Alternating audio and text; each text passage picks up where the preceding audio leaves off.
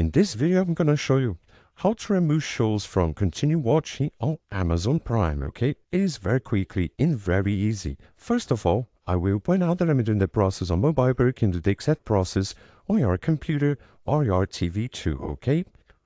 The first thing you need to do is log on Prime Video and find the video that you want to remove from continue watching, okay?